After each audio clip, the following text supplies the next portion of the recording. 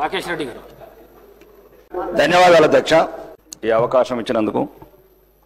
మరియు ముఖ్యంగా Telangana tourism, temple tourism గురించి గౌరవనీయ ముఖ్యమంత్రి గారు ఇంతకుముందు పేపర్లో చదివాను. దేశంలోనే మొదటి స్థానంలో తీసుకెళ్ళడానికి ప్రయత్నం చేస్తామని చెప్పారు అధ్యక్ష. ముఖ్యంగా మా ఉత్తర తెలంగాణకి ఇది కంపల్సరీ అవసరం అధ్యక్ష.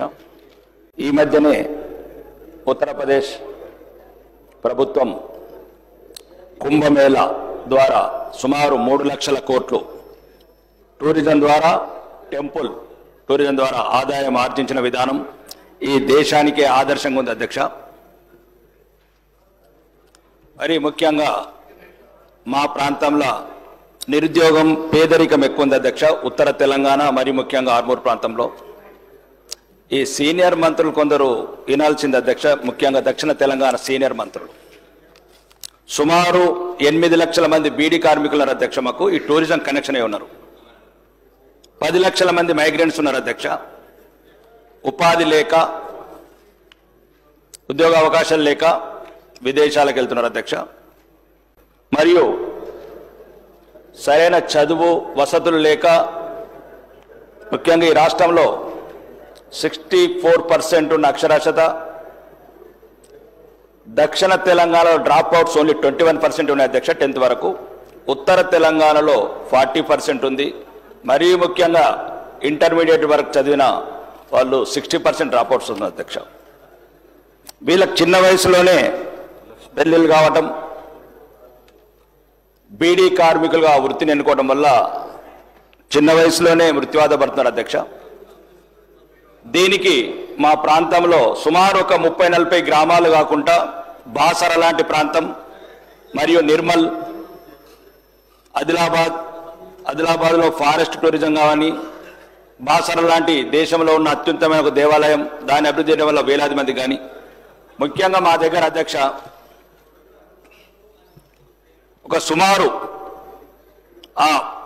శ్రీరామ్ సాగర్ బ్యాక్ వాటర్ ఉంటుంది అధ్యక్ష. బ్యాక్ వాటర్ దగ్గర అక్కడనే పక్కన ఫేమస్ టెంపుల్స్ ఉన్నాయి.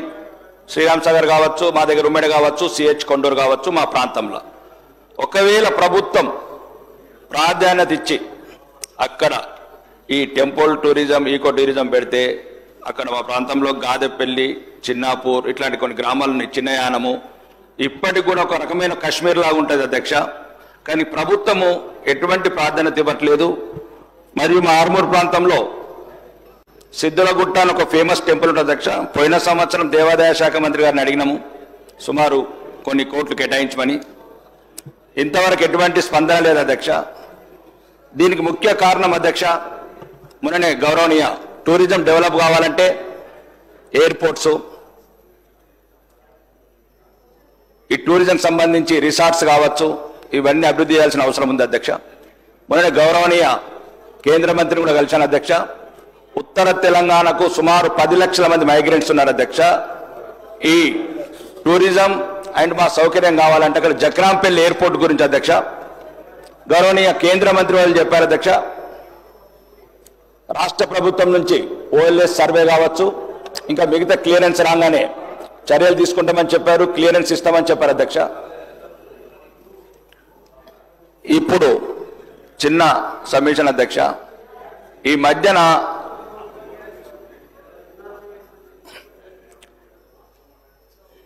నన్ను నా నియోజకవర్గంలో కాంగ్రెస్ వాళ్ళు అడుగుతున్నారు అధ్యక్ష, ఏం తెచ్చినవని.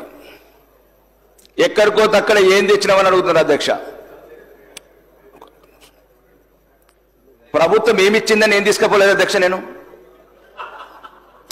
ప్రతి ఊర్లో అయితే ఎమ్మెల్యే ఏం తెచ్చాడు, ఎమ్మెల్యే ఏం తెచ్చాడు అని అడుగుతున్నారు అధ్యక్ష. ప్రభుత్వం ఇచ్చింది ఏంది, నేను తీసుకపోలేదు ఏంది అధ్యక్ష. ఒక్క నిమిషం గౌరవనీయ రవాణా శాఖ మంత్రి గారు, నేనేమంటున్నానంటే అభివృద్ధి లేదు, అవమానం మళ్ళీ మీరే ఎత్తారు. నేనేమంటున్నా అధ్యక్ష, ఎస్డిఎఫ్ 1,58,000 కోట్లు అప్పేసి నాకు 90 లక్షలు ఇచ్చారక్క అధ్యక్ష. 1,58,000 కోట్లు గౌరవనీయ ముఖ్యమంత్రి గారు నాకు 90 లక్షలు ఇచ్చారు సంవత్సరం లోపల. ఒకటి అధ్యక్ష, మీ ద్వారా అడుగుతున్నాను అధ్యక్ష, ఇది రిక్వెస్ట్. ఒక నిమిషం అధ్యక్ష. నేను 90 లక్షలు ఇచ్చి గంటల గంటలు వాళ్ళని వీళ్ళు విమర్శించుకుంటూ అధ్యక్ష నేను ఎవరిని అవమానిస్తున్నాను అధ్యక్ష ఒక్క నిమిషం ఇప్పుడు నేను అదే ఈ వేదిక ద్వారా ఆర్మూర్ నియోజకవర్గ ప్రజలకు తెలంగాణ ప్రజలకు చెప్పాలనుకుంటున్నా అధ్యక్ష ఏమిచ్చినట్టు నాకేమిచ్చింది ప్రభుత్వం నేనేం తీసుకపోలేదు ప్రభుత్వం నుంచి కొడంగల్కు 1000 కోట్లు కూడా వేయను భవిష్యత్ తరాలకు ఏం చెప్పాలి నేను ఈ శాసనసభలో ఉన్నందుకు నేను అవమానంగా ఫీల్ అవుతున్నా అధ్యక్ష మాకు కూడా 1000 కోట్లు అప్పు తీసుకురండి ఒక నిమిషం మాకే కాదు ఈ తెలంగాణ రాష్ట్రంలో ఉన్న 119 నియోజకవర్గాలకు మంచికి 1000 కోట్లు చెప్పండి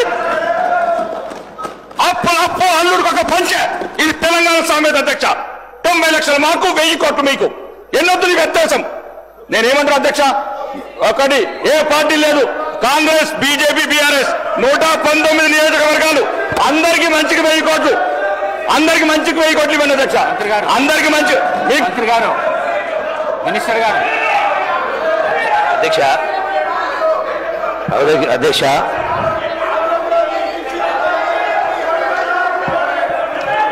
గౌరవ శాసనసభ్యులు టూరిజానికి సంబంధించి వాళ్ళు ప్రశ్న వేయడం జరిగింది అధ్యక్ష వారు నిరాశ నిస్పృహ లోను కావాల్సిన అవసరం లేదు ఇంతకుముందు చెప్పిన గడచిన 10 సంవత్సరాల నుంచి పాలసీ లేని కారణంగా ఇన్వెస్ట్మెంట్ రాని కారణంగా ఏది కూడా డెవలప్మెంట్ కాలేదు అనేది వాస్తవం ఈ మధ్య కాలంలోనే శాసనసభలో చర్చించి పాలసీ పైన చర్చించడం జరిగింది పాలసీ క్యాబినెట్లో ఆమోదం పొందడం జరిగింది తప్పకుండా ఆల్రెడీ వారు ఏదైతే అడిగారో శ్రీరామ్ సాగర్ రిజర్వాయర్ సంబంధించి బ్యాక్ వాటర్ సంబంధించి ఆల్రెడీ దీనిలో స్పెషల్ కేటగిరీ పెట్టడం జరిగింది మీరు అనుకున్నటువంటి డెవలప్మెంట్ విషయంలో టూరిజంలో తప్పకుండా పార్టీలకు